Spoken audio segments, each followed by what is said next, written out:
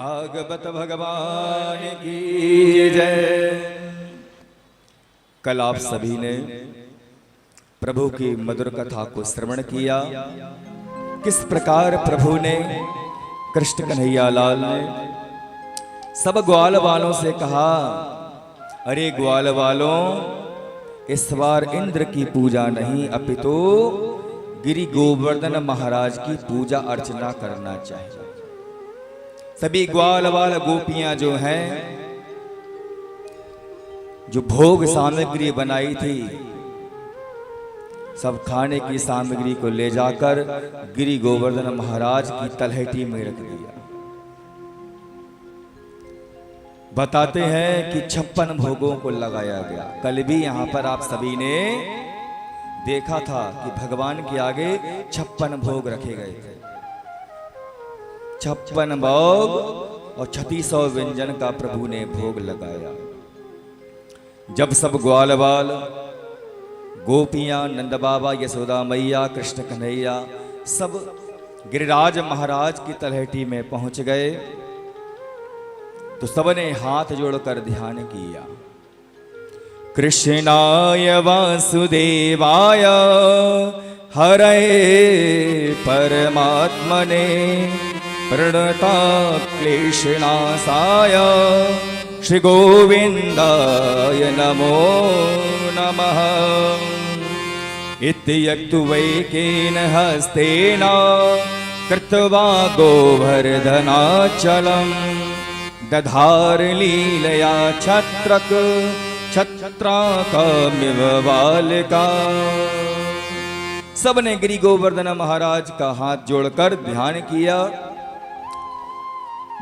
जब ध्यान भगवान का किया गोवर्धन महाराज का, तो कन्हैया ने कहा, ये भगवान है ब्रजमंडल के। हे ब्रजवासियों, आप सब भोले भाले हैं, इनको पहाड़ मत समझ लेना। ये जागृत देवता गिरि गोवर्धन महाराज है।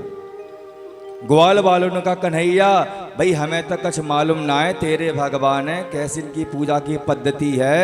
कहा मंत्र नहीं, हमें कछू ना मालूम है। तू जैसो कहेगो वैसो ही हम करेंगे। बता कैसे पूजा करनी चाहिए। कन्हैया ने कही, सबसे पहले तो ध्यान करने के बाद गिरि गोवर्धन महाराज को स्नान करायो जावे है। अच्छा, स्नान कराए जावे है तो सब ग्वाल वाल जो हैं गगरी सिर पर रखकर और यमुना जी से जल भर भर के लेके आवे और गिरि गोवर्धन महाराज को स्नान करावे। अब गोवर्धन से मथुरा कितनी दूर है? कोई बताएगा कितना दूर है? कोई गए हैं कि नहीं गए हैं? गोवर्धन कोई नहीं गया यहां से। कितनी दूरी पर है? अरे भैया रे, मथुरा से गोवर्धन 7 कोस पर, और गोवर्धन से बरसाना 7 कोस पर, बरसाना से नंदगांव 7 कोस पर, नंदगांव से वृंदावन छटीकरा 7 कोस पर, और वृंदावन से मथुरा 7 कोस पर, और वृंदावन से गोकुल तो 7 कोस पर। ब्रज मंडल में सब जगह 7-7 कोस पर हैं।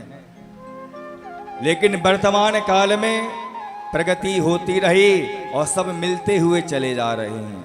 लेकिन प्राचीन काल में मथुरा, वृंदावन, गोवर्धन, नंदगांव और गोकुल, मथुरा सब एक दूसरे से 7 कोस पर ही विराजमान थे। सब 7 कोस पर ही हैं। और गोवर्धन जो पर्वत है, गिरिराज पर्वत है, वो कितने कोस का है? वो भी 7 कोस का है। 7 कोस मतलब 21 किलोमीटर। 21 किलोमीटर में गिरिराज पर्वत फैला हुआ है। और भागवत की कथा कितने दिन चलती है? 7 दिन। यहां पर कथा हम कितने दिन सुनाएंगे? 7 दिन। आप कथा कितने दिन सुनेंगे यहां पर? 7 दिन। सप्ताह में दिन कितने होते हैं? 7 ही। हमारा आपका यहां पर 7 कितना है? 7 दिन का। परमात्मा कृपा करते हैं 7 दिन में ही। हर मनुष्य पाप करता है 7 दिन में ही, पुण्य करता है 7 दिन में ही। चाहे सोमवार हो, चाहे मंगल हो, चाहे बुध हो, सप्ताह में 7 ही दिन होते हैं। जब कोई मनुष्य मानव पाप भी 7 दिन में करता है, पुण्य भी 7 दिन में ही करता है। इसलिए भागवत की कथा जो सप्ताह है 7 दिन ही होती है, ताकि सारे पाप आपके धुल जाएं और 7 दिन के पुण्य से आप परमात्मा के प्यारे बन जाओ। इसीलिए ग्वाल बालों को साथ में लेकर आए 7 कोस में फैले हुए गिरि गोवर्धन महाराज की पूजा अर्चना कराने के लिए। अब गोवर्धन से 7 कोस दूर पर हैं कौन? यमुना जी। ग्वाल बाल जब तक यमुना जी का जल लेकर आते हैं और स्नान कराते हैं 7 कोस में फैले हुए गोवर्धन महाराज का, जितनी गगरी ऊपर डालें सब जल नीचे। घंटा 2 घंटा 4 घंटा हो गए, मथुरा में जावें लेके आवें और गिरिराज महाराज को स्नान करावें। सब ग्वाल बाल पसीना पसीना हो गए। भाई 21 किलोमीटर कम थोड़ी ना होता है। परिक्रमा आप करेंगे तो 5 घंटे लगेंगे। 2-4 बार 5 जल लेकर आए और ग्वाल वालों की हालत खराब। अरे कन्हैया एक बात बता, तेरे ये अनोखे देवता हैं? तेरे गिरिराज महाराज से बढ़िया तुम्हारे सालिग्राम देवता हैं। चुल्लू भर में नहाए ले हैं चकाचक, और तेरे गिरिराज महाराज को तो मटकी लाल आए के दुखी हो गए, पसीना पसीना हो गए, लेकिन तेरे गिरिराज महाराज की तो नाको गीली ना है। भाई एक बात बता, तू यहाँ पे पूजा कराने के लिए लेके आओ है कि हमारी कसरत करवाने के लिए?